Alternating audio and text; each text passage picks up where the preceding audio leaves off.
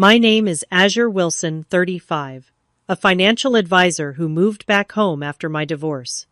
Last month, I overheard my sister whisper to our mother that she couldn't wait for me to leave. I stood frozen as Mom replied, she'd keep me around until I cleared the $66,000 mortgage. My heart shattered, especially since I'd been working overtime to pay that mortgage as her birthday surprise. What happened at the party changed everything forever. Before I share this story, let me know where you're watching from in the comments. If family betrayal and sweet revenge stories interest you, hit subscribe and join me for this wild journey that taught me what family truly means. For 12 years, I built a successful career as a financial advisor in Chicago. My life seemed perfect on paper. I had a corner office overlooking Lake Michigan, a beautiful downtown condo, and what I thought was a happy marriage to James, my college sweetheart. That perfect life imploded 18 months ago when I discovered James was having an affair with his coworker. The betrayal blindsided me completely. We had been discussing starting a family, even looking at houses in the suburbs with good school districts. Instead, I found myself signing divorce papers and dividing assets we had spent a decade building together. The timing couldn't have been worse. The economic downturn hit my industry hard, and 3 of my biggest clients pulled their portfolios within the same month. Suddenly, I was facing a significant income reduction while dealing with expensive divorce proceedings and emotional trauma. The financial strain became unbearable after the divorce settlement. James managed to get half of our savings despite his infidelity. My expensive Chicago apartment no longer made sense with my reduced client list. After weeks of crunching numbers and weighing options, I made the difficult decision to temporarily move back to my childhood home in Madison, Wisconsin.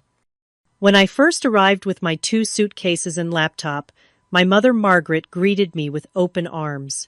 At 68, she still had the warm smile and comforting hugs that had gotten me through skinned knees and teenage heartbreaks. My younger sister Tiffany, 32, seemed genuinely happy to have me back too, helping carry my bags to my old bedroom and insisting we celebrate with wine and takeout that first night. Our family dynamic had always been close but complicated.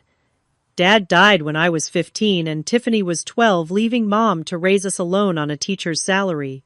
She never remarried, focusing entirely on giving us stable lives. Tiffany had moved out briefly for college, but returned home after graduation to start her online jewelry business, saying it made financial sense while she built her brand. Those first few weeks back home filled me with gratitude. After months of crying myself to sleep in an empty apartment, being surrounded by family felt healing. I set up a small workspace in the corner of the den, determined to rebuild my client list and savings while working remotely. My plan was to stay for 6 months, maximum, just long enough to get back on my feet. One evening, while helping Mom with some bills, I noticed her struggling with the mortgage statement. She quickly tucked it away, but not before I glimpsed the remaining balance, $66,000. Later, I discreetly checked her financial records when she asked for help organizing her files. The discovery broke my heart. Mom had refinanced the house 5 years ago to help Tiffany start her business. Now on a fixed retirement income, she was barely making the monthly payments. That night, I made a decision. I would secretly pay off the remaining mortgage as her 70th birthday gift just 4 months away. It would be tight, but by taking extra freelance consulting work on nights and weekends, I could make it happen. Mom deserved security in her retirement, years after everything she had sacrificed for us. The memories of her sacrifices fueled my determination. I remembered how she would mend her own clothes, but always found money for our school activities. How she worked summer school every year so we could have small vacations.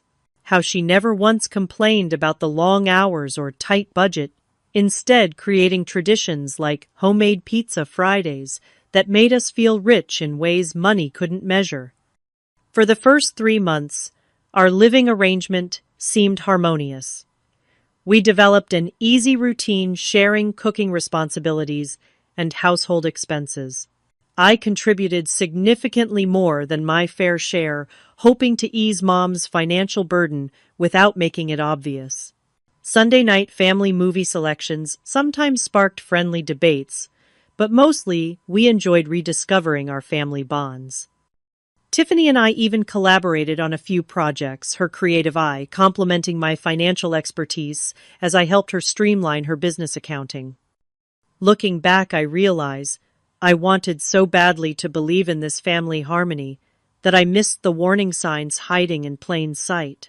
The calm before the storm lulled me into a false sense of security, making the betrayal that followed all the more devastating.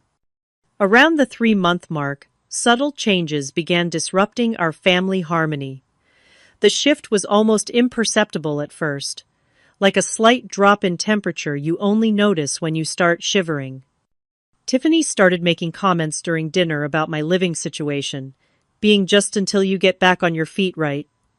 She would laugh afterward as if joking, but her eyes remained serious. When friends called the house phone, she would introduce me as her sister, who's staying with us temporarily. Each reminder of my supposedly transient status felt like a small paper cut.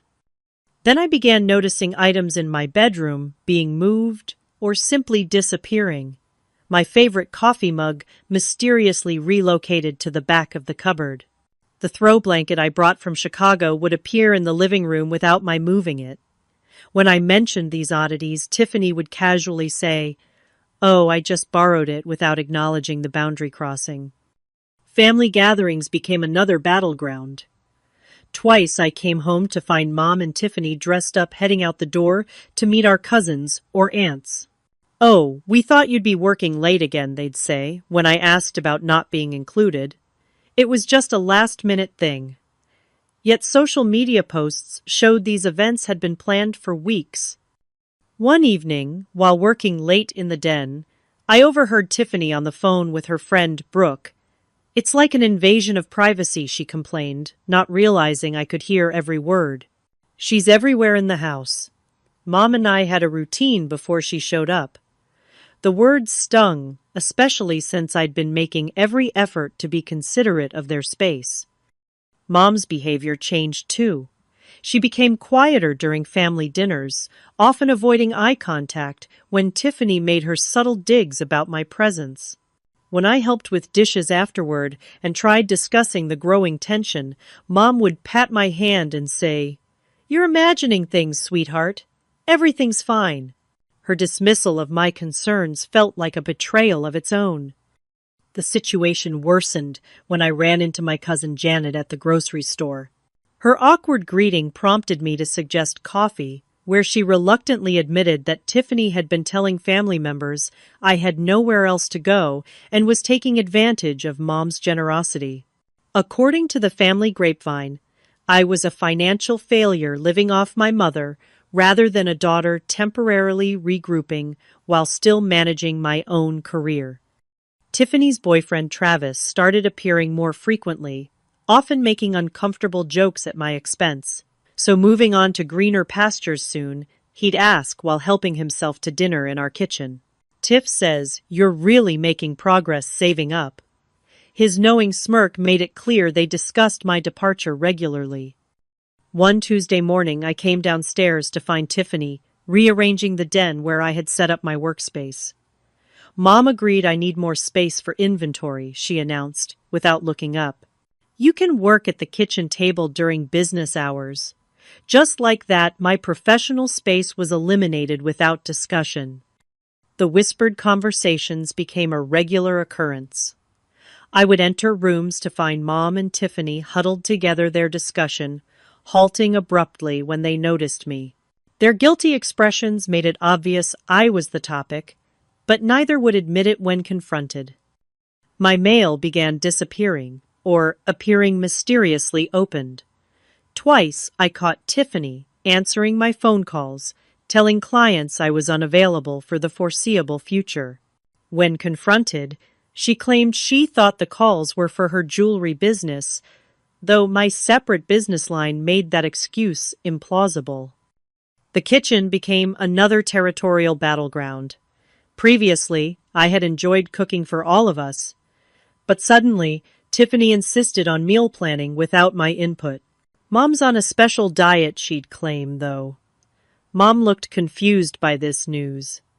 My healthy groceries would disappear while Tiffany's snacks remained untouched. Isolation crept in as my position in the household grew increasingly precarious. Friends called less as Tiffany forgot to tell me about messages. Clients commented on my difficulty being reached. Even my favorite reading chair somehow migrated to Tiffany's bedroom for better lighting. Despite the growing hostility, I remained determined to fulfill my promise to myself about the mortgage. Mom deserved security regardless of the family dynamics. I worked longer hours, often leaving early and returning late to minimize friction at home. When Tiffany claimed the Wi-Fi couldn't support both her business and my work, I quietly purchased a mobile hotspot rather than engage in another pointless argument. Looking back, I should have confronted the situation directly, but family relationships have a way of reverting to old patterns. As the older sister, I had always been the peacekeeper, the one who compromised to maintain harmony. Old habits die hard, especially when you're already emotionally vulnerable from a divorce. So I adjusted, accommodated, and tried to focus on the positive while counting down the days until Mom's birthday celebration, when I planned to give her the mortgage payoff gift before finding my own place. Little did I know that a casual trip to the grocery store would reveal exactly where I stood in what I thought was my loving family. The week before Mom's birthday, I took a half-day off work to shop for ingredients for her favorite lemon raspberry cake. She had mentioned offhandedly that she hadn't had it since her 60th birthday, and I wanted to recreate that special moment for her. The specialty grocer across town was the only place that carried the imported raspberry preserves the recipe required. Shopping took less time than expected, and I arrived home around 2 in the afternoon instead of my usual 6 o'clock return. The driveway held both Mom's sedan and Tiffany's hatchback, unusual for that time of day since Tiffany typically worked at her friend's boutique on Thursdays. As I approached the side door leading to the kitchen, I heard voices through the partially open window. Something in their tone made me pause with my key hovering near the lock. They were discussing something serious, their voices carrying clearly in the quiet afternoon. "I cannot wait for Dale to leave." Tiffany's words rang out with unmistakable venom. Dale. The childhood nickname they had given me after an obsession with Dale Evans when I was 7. A name they only used between themselves these days, usually when reminiscing about old times. My hand froze on the doorknob as Mom's response came through clearly. Not until she clears the $66,000 mortgage. Then she can go wherever she wants. The grocery bags suddenly felt impossibly heavy in my arms. My heart pounded so loudly I feared they might hear it through the door. Hand trembling, I leaned closer, unable to walk away from this revelation. "She's been here almost 4 months already," Tiffany continued, voice dripping with annoyance. "You promised it would be temporary. Travis wants to move in next month, and we can't all fit in this house." "Just be patient," Mom replied, her tone pragmatic and cool. "Once she pays off the mortgage like she promised, we can suggest she find her own place. The house will be free and clear, and we can finally renovate the upstairs for you and Travis." My throat tightened painfully. Promised I had never mentioned paying the mortgage to either of them. This was supposed to be a surprise gift born of gratitude, not an expected payment for my presence. "What if she changes her mind?" Tiffany asked. She's so flaky since the divorce. Remember how she cried for days over that stupid coffee table James took? She won't, Mom said with chilling confidence. I told her about meeting with the bank about possible foreclosure.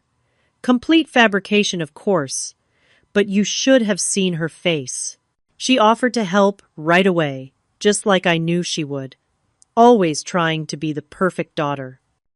A soft laugh followed. Remember when she gave me that $1,200 for the roof repairs last month? The roof is fine, Tiffany snickered, but my new website design isn't. Their laughter mingled together as my vision blurred with tears. The $1,200 I had transferred to Mom's account had come from selling my wedding ring, a decision that had taken emotional strength I didn't know I possessed. I backed away from the door, silently careful not to make the porch steps creak. In a daze, I returned to my car, placed the groceries on the passenger seat, and drove to the small park 3 blocks away. There alone, on a bench overlooking the duck pond, I allowed myself to process what I'd heard. All those nights, working until midnight on extra consulting projects.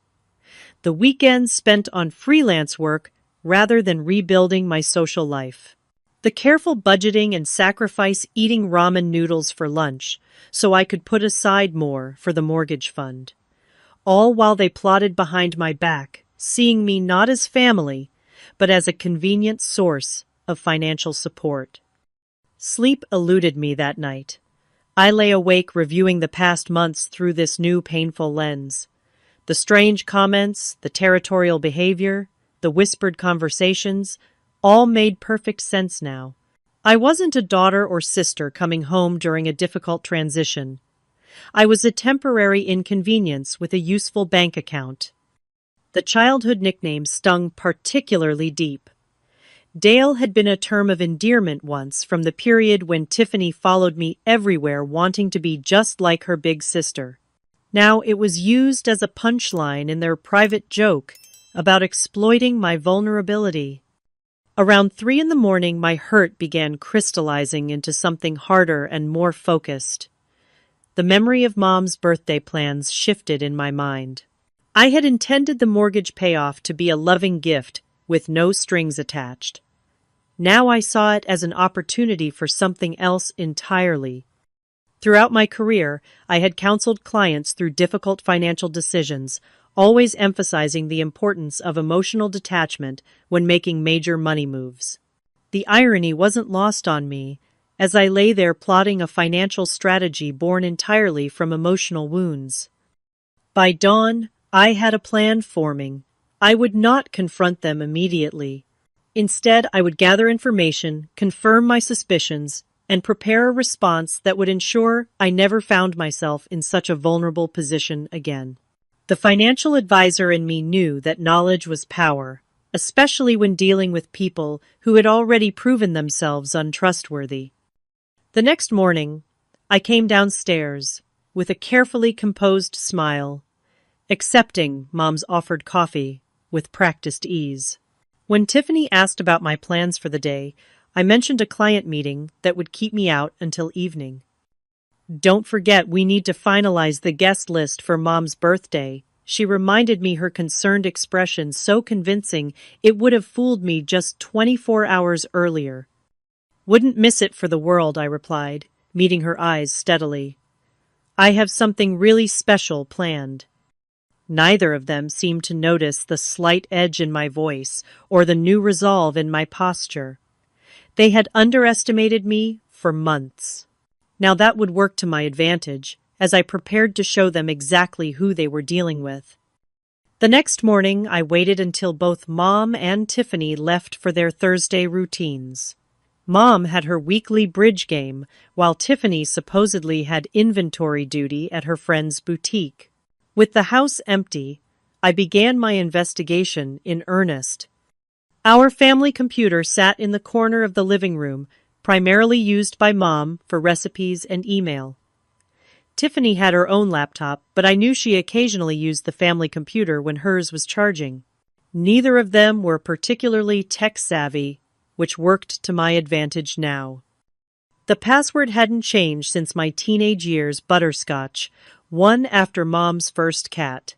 Within minutes, I accessed the browser history and email accounts still logged in.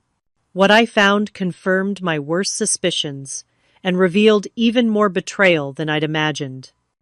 An email thread between Tiffany and Mom from 2 months earlier discussed plans for selling the house once the mortgage was paid off. Not to secure Mom's retirement as I would have expected, but to provide capital for Tiffany's expanded jewelry business and a down payment on a trendy downtown condo they planned to share. Deeper digging revealed the true state of Tiffany's finances. Despite her talk of business expansion, her company was drowning in debt. Credit card statements showed over $30,000 in outstanding balances across 4 cards. A failed collaboration with an influencer had left her with unsold inventory and damaged supplier relationships. She needed Mom's house equity, not for business growth, but for financial survival. Most shocking was discovering that Mom had changed her will shortly after my divorce. The previous version had split her assets equally between Tiffany and me. The new document left the house and majority of assets to Tiffany, with only a small cash bequest to me. The stated reason: Azure has established financial independence and security through her successful career, while Tiffany requires additional support to achieve stability. The painful irony wasn't lost on me.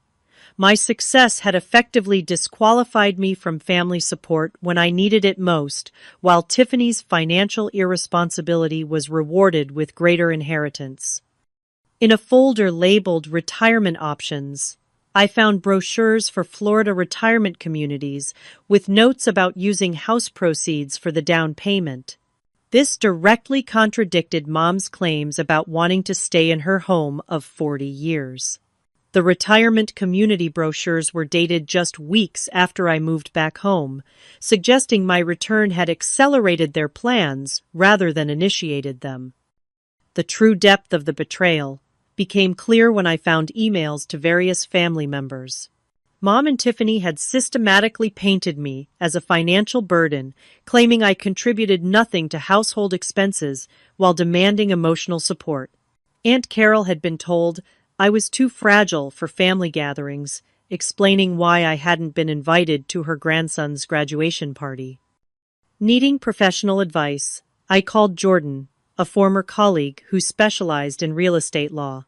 Over lunch at a cafe far from our neighborhood, I outlined the situation, without revealing it involved my family. Legally, they can't force you to pay anything, Jordan confirmed, but emotionally, they've created quite a manipulation.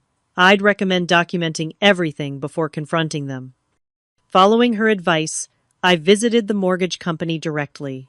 The representative confirmed the remaining balance was indeed $66,000, but also revealed something interesting. The monthly payments were current, with no risk of foreclosure whatsoever. Mom's financial distress had been entirely fabricated to extract money from me. That evening, while helping Mom organize her bedroom closet, as requested, I made a discovery that transported me back to childhood.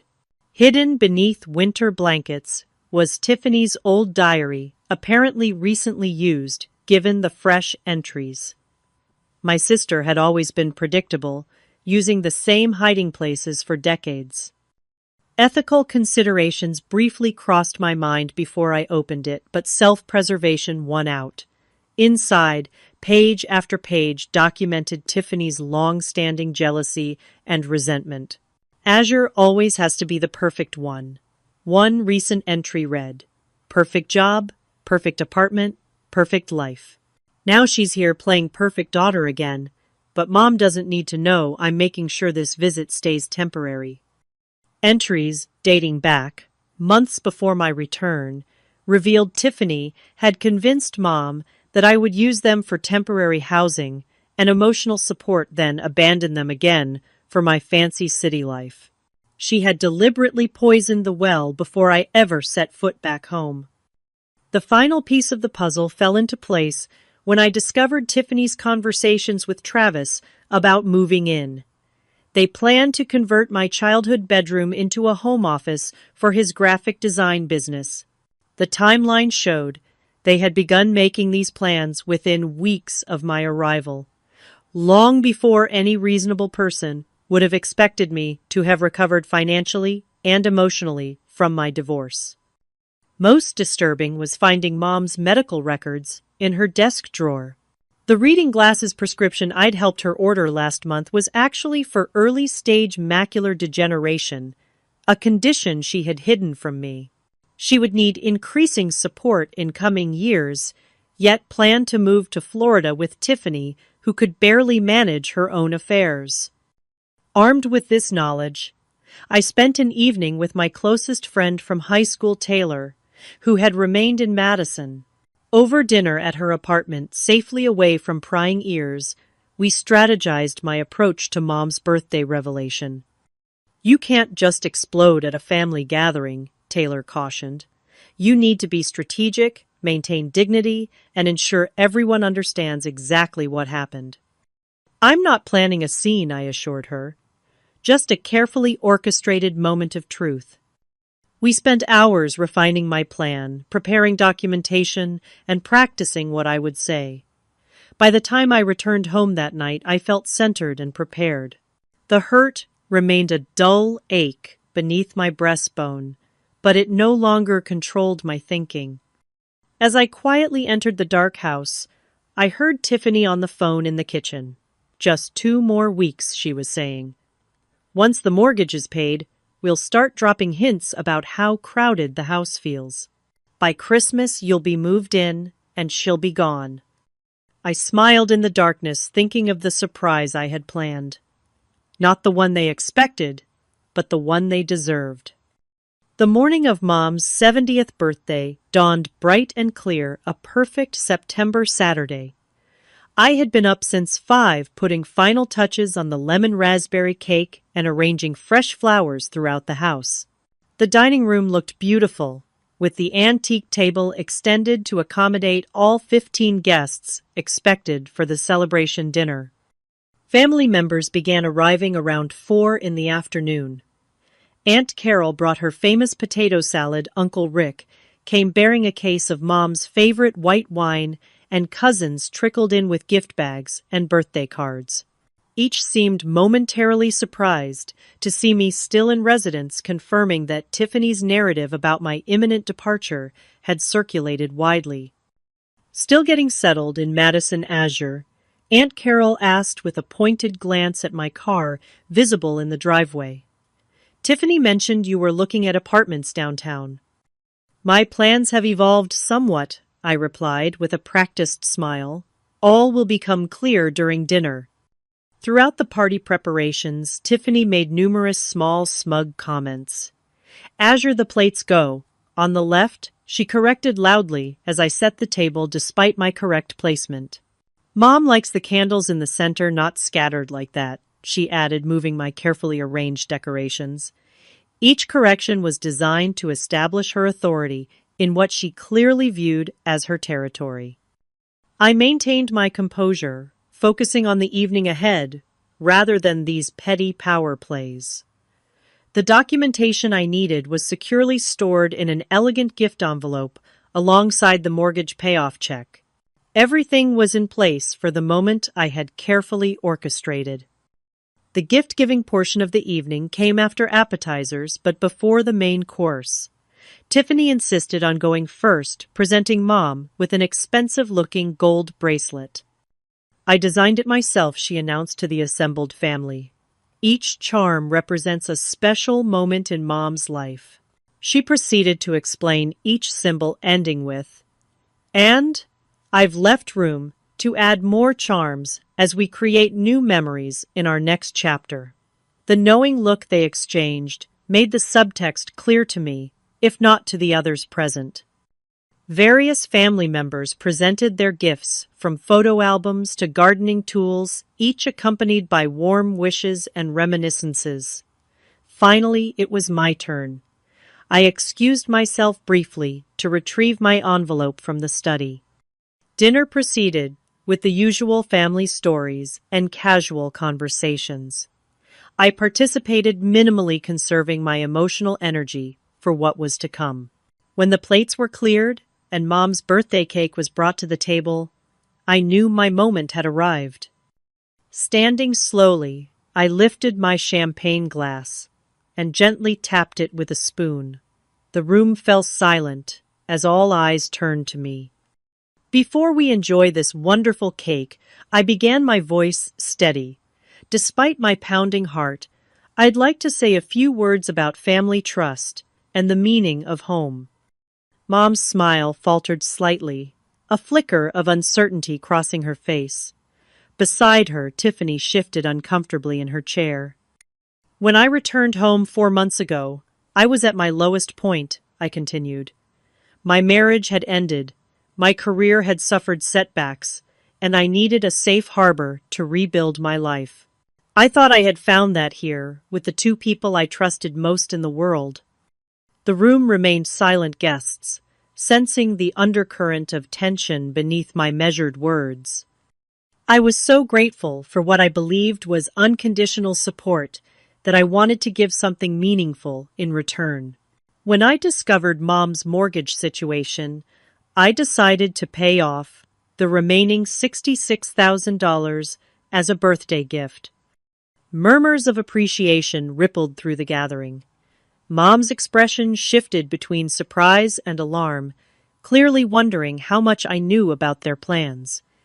However, I continued removing documents from my envelope before finalizing such a significant financial transaction. I did what any good financial advisor would do. I researched, and what I discovered changed everything. With deliberate movements, I placed the mortgage statement on the table. I learned there was never any risk of foreclosure. Next came printouts of the emails between Mom and Tiffany. I found plans to sell this house once the mortgage was paid, not to secure Mom's retirement, but to fund Tiffany's failing business ventures. Gasps and uncomfortable shifting filled the room. Uncle Rick, always the family protector, leaned forward with concern etched on his face. Azure, perhaps this isn't the time or place. With respect, Uncle Rick, this is exactly the time and place, I replied firmly. For months I've been systematically excluded, manipulated, and used by the very people who should have been supporting me through the hardest period of my life. I placed the check on the table, watching Mom's eyes widen at the amount. This mortgage payment comes with conditions. First, I've arranged for the deed to be modified to include my name alongside Mom's, ensuring the house cannot be sold without my consent. Second, I've documented all financial contributions I've made since returning home, which will be legally recognized in any future property discussions. Tiffany stood abruptly, her chair scraping loudly against the floor. You had no right to go through our private conversations. Her voice shook with anger and embarrassment. Mom needed help with the mortgage. We never asked you to pay it all at once. Actually, Tiffany, I countered, calmly producing copies of her diary entries, you orchestrated this entire situation. You convinced Mom I would use this home temporarily and leave, while simultaneously making me feel unwelcome through countless small aggressions.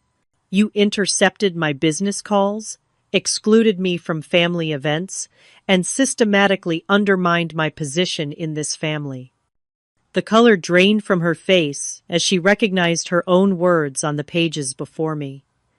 That's my private diary, she whispered. And these were my private business calls, I replied. These were my personal belongings you moved without permission. This was my reputation you damaged with family members through deliberate misinformation. Mom finally found her voice, tears welling in her eyes. Azure, we didn't mean it like that. We were just talking, just making plans. Everyone does that. Planning to exploit your daughter's financial generosity while actively working to remove her from your life? No, Mom, everyone doesn't do that. My voice remained steady even as my heart ached. Everyone doesn't tell their daughter they're facing foreclosure when they're not. Everyone doesn't accept $1,200 for non-existent roof repairs. The shock on the faces of our extended family told me they were hearing the unvarnished truth for the first time. Aunt Carol looked particularly dismayed, surely realizing she had been complicit in my exclusion based on false information. I came home because I needed my family. I continued emotion, finally coloring my words. Instead, I found people willing to use my vulnerability for financial gain. People who referred to me by a childhood nickname while plotting how quickly they could push me out once they had what they wanted from me. Travis, who had been invited as Tiffany's +1, looked uncomfortable as all eyes turned to him. "I didn't know the full situation," he said weakly. "Tiffany just said her sister was staying temporarily." The saddest part, I concluded, placing the mortgage check in front of Mom, is that I would have gladly helped with the mortgage without any manipulation. I would have supported both of you because that's what family does. But family doesn't conspire, manipulate, and betray. The silence that followed felt eternal. Mom stared at the check, tears now flowing freely down her cheeks. Tiffany remained standing, her posture defensive, but her expression revealing the undeniable truth of my words. Finally, Uncle Rick cleared his throat. "Margaret, is what Azure's saying true about the foreclosure story? And the roof repairs?" Mom's lack of direct denial was confirmation enough. The family dinner had become a painful reckoning that none of us had anticipated when arriving for birthday celebration. I remained standing, maintaining the dignity I had practiced with Taylor. "I'll be moving out tonight. My contribution to this household deserves better respect than I've been shown. The mortgage check is valid, and the legal documentation is being processed regardless of tonight's events. Consider it my final act as the daughter and sister you once had."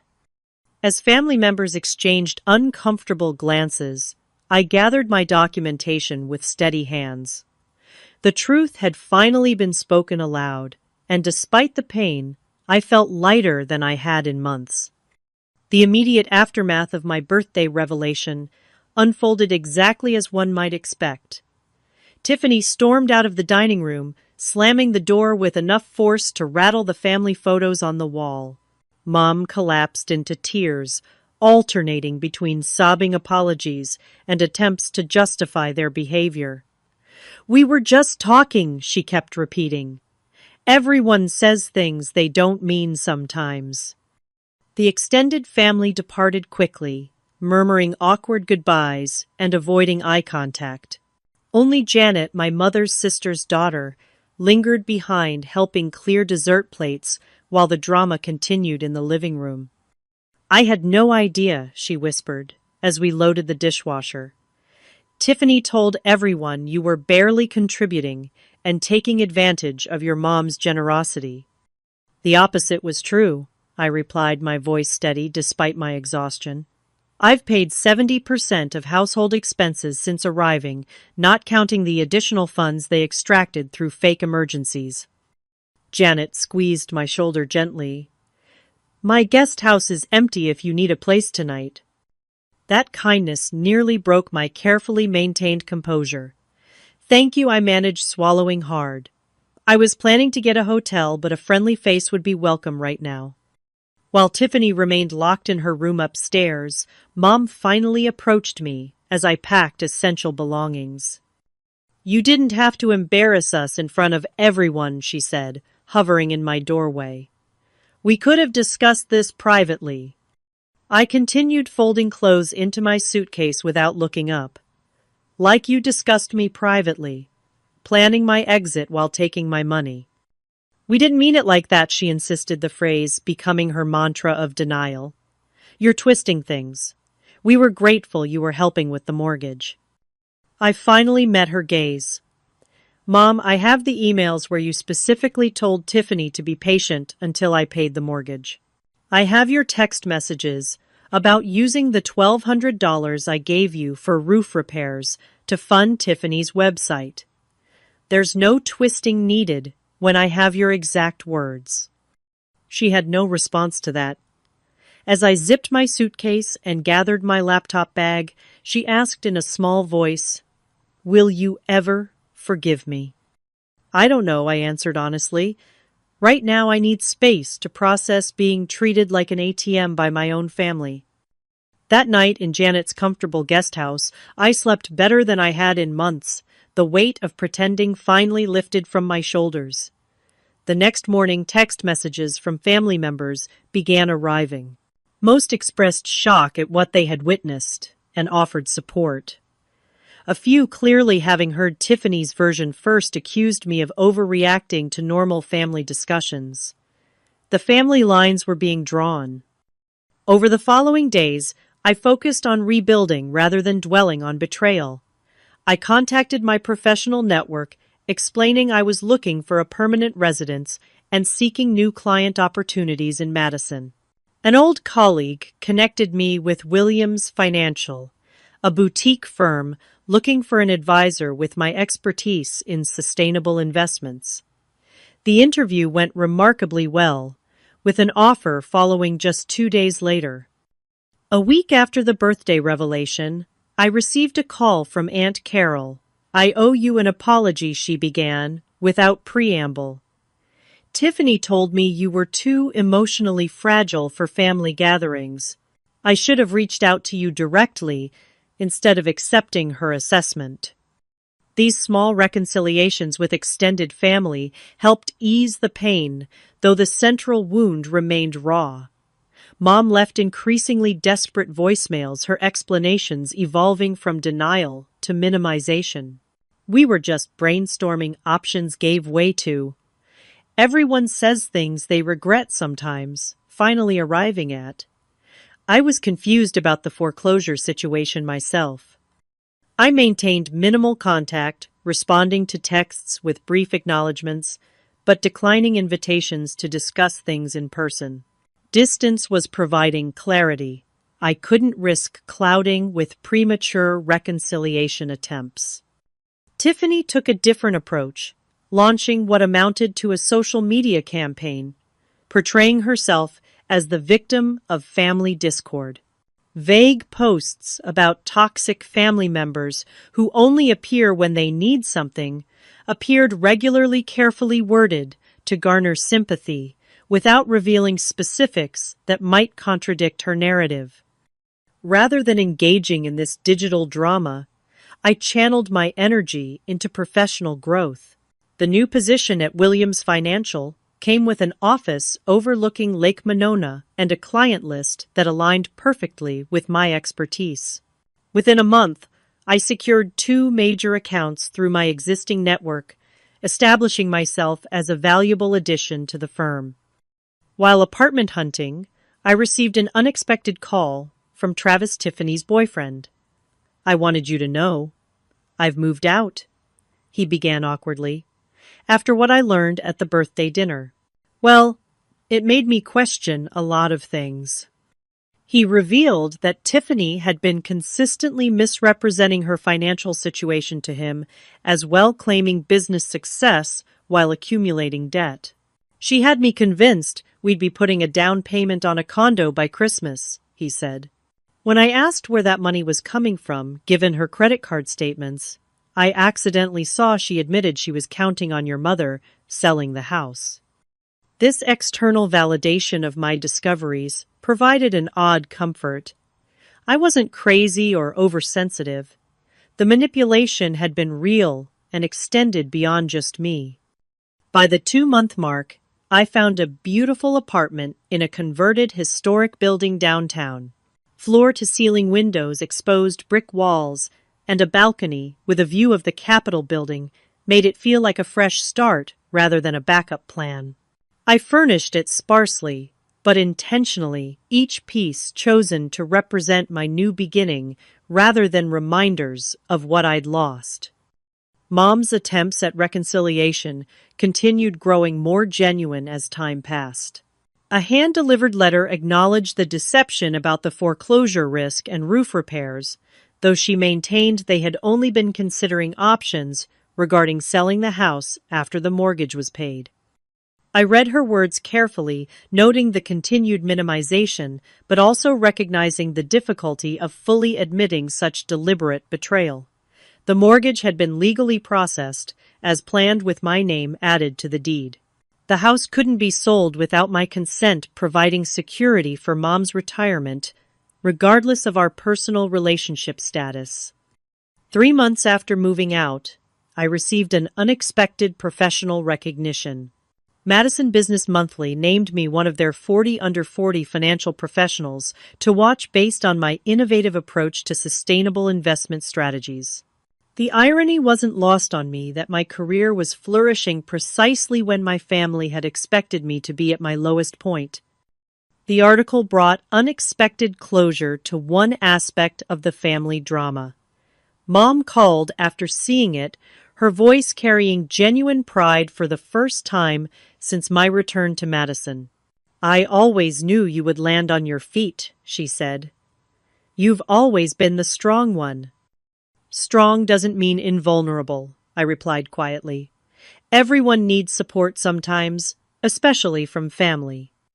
The silence that followed suggested those words had finally penetrated the wall of justifications she had built around her actions. It wasn't forgiveness, not yet, but it was a step toward whatever new relationship might eventually emerge from the ashes of what we had lost. 6 months after the birthday revelation, I stood on the balcony of my Lakeview apartment, watching the spring sunshine sparkle on the water. The past half-year had brought profound changes, both painful and healing. My new home had become a true sanctuary. Unlike the temporary feeling of my childhood bedroom, this space reflected who I had become. Bookshelves lined with financial texts and literary classics. A small but well-equipped kitchen where I experimented with recipes I'd always wanted to try. A dedicated home office where I could serve clients remotely when needed. Everything chosen with intention, creating an environment that supported rather than diminished me. More valuable than the physical space was the community I had built around myself. Through a volunteer financial literacy program at the community center, I met Grace and Allison, 2 professional women who quickly became trusted friends. Our weekly coffee meetings provided the genuine support and understanding I had sought but not found with family. Unlike those relationships built on obligation and history, these connections formed around shared values and mutual respect. My career continued to flourish beyond what I could have imagined during those dark post-divorce days. Williams Financial had promoted me to senior advisor after I brought in 3 significant client portfolios. The firm's focus on sustainable investing aligned perfectly with my professional goals, allowing me to build financial security for clients while supporting companies making positive global impact. My relationship with Mom evolved into something I never expected. Initially, I maintained firm boundaries, agreeing to brief coffee meetings in public places rather than private conversations where emotional manipulation might resume. Gradually, these encounters became more comfortable, though never returning to the blind trust I once had. The turning point came unexpectedly. Mom called one Tuesday evening, her voice shaking. "The doctor found something on my mammogram," she said simply. "I'm having a biopsy Thursday." Despite everything that had happened, I found myself driving her to the medical center at 7:30 that Thursday morning. Sitting in the waiting room watching her small frame disappear behind the clinic doors, I realized that love and trust operated on different levels. I could love her without trusting her completely. I could support her through health challenges while maintaining boundaries around financial matters. The biopsy came back negative, but the health scare seemed to shift something fundamental in Mom's perspective. Over lunch afterward, she looked at me with clear eyes and said, "I was so wrong, Azure. Not just about the money, but about how I treated you when you needed me most. This acknowledgement, free from qualifications or excuses, opened a door to genuine healing. We began rebuilding our relationship on more honest terms. I still verified any financial claims she made, but I could enjoy her company without constantly guarding against manipulation. Tiffany proved more resistant to change. Her initial social media campaign faltered when family members who had witnessed the birthday confrontation began questioning her version of events. When that strategy failed, she attempted direct reconciliation, inviting me to lunch with a text that read, "We should talk about what happened. Families should stick together." Our meeting revealed she still viewed the situation as a misunderstanding rather than a betrayal. "We were just talking about possibilities," she insisted. "Everyone makes plans that change later." Planning to exploit someone's vulnerability for financial gain isn't just talking, I replied calmly. It was a coordinated effort that you documented in your own diary. She had no response to that evidence. Our relationship remained distant but civil, connected through Mom, but no longer pretending the close sisterhood we had once imagined. The financial lessons from my ordeal proved valuable for clients facing their own family complications. Without revealing personal details, I developed expertise in helping clients navigate financial boundaries with family members. One client tearfully thanked me after I helped her establish a trust for her parents that provided support without enabling toxic patterns, saying, "You've helped me feel generous without feeling used." My personal life began flourishing in unexpected ways, too. Through a client's charity auction, I met Daniel, a structural engineer with kind eyes and a thoughtful manner. Our first date lasted 5 hours conversation, flowing effortlessly from professional challenges to favorite books to family complexities. Unlike dating immediately after my divorce, I now approached relationships with clearer boundaries and greater self-knowledge. "You seem very centered," Daniel observed during our third date, "like someone who knows exactly who they are." It came at a high price, I admitted, sharing a condensed version of recent events. But I wouldn't trade the clarity even to avoid the pain. As summer approached, Mom invited me to Sunday dinner for the first time since I had moved out. Initially hesitant, I finally accepted bringing a bottle of wine rather than emotional expectations. Tiffany attended too, our interaction polite but distant. Progress looked different with her than with Mom, measured in civil exchanges rather than emotional reconnection. The evening ended with Mom walking me to my car. "I kept your room exactly as it was," she said softly, "in case you ever wanted to come back." The old me might have felt guilty or obligated by this statement. Instead, I gently touched her shoulder and said, "I appreciate that, but my place downtown is home now. I'm building a life that works for me." Her smile held both sadness and understanding. "I know. I'm proud of you for that." That night, reflecting on the evening, I realized the most profound lesson from this painful chapter: family could be chosen as well as born. The relationships that sustained me now were built on mutual respect and genuine care rather than obligation. Some biological connections had weakened, while other bonds had strengthened. The following weekend, I declined Mom's invitation to attend a cousin's graduation party. Instead, I joined my volunteer group for a community garden project, laughing as we planted tomatoes in the spring sunshine. Later, Daniel and I enjoyed a quiet dinner where I shared stories about my childhood dreams rather than recent family drama. When Mom called that evening to report on the family event, I listened with interest, but without regret for missing it. "Everyone asked about you," she mentioned. "I told them you're doing wonderfully." "I am," I confirmed, watching the sunset from my balcony. "Not despite what happened, but partly because of it." Sometimes the deepest wounds lead to the greatest growth. In losing what I thought was unconditional family support, I found something more valuable: self-reliance, coupled with the ability to form healthier connections. The mortgage check, that had been intended as a loving gift, became instead an investment in my own worth, a boundary statement written in financial terms. As twilight settled over the lake, I considered how differently events might have unfolded had I never overheard that kitchen conversation. I might have paid the mortgage, celebrated Mom's birthday with naive joy, and continued being manipulated indefinitely.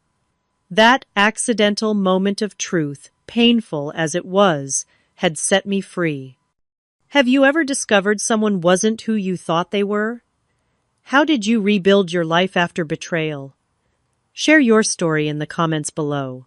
If this journey of setting boundaries and finding strength resonated with you, please like and subscribe for more stories about finding your worth. Remember, sometimes the family we choose becomes more important than the family we're born into. Thank you for listening to my story, and may you find the courage to value yourself even when others don't.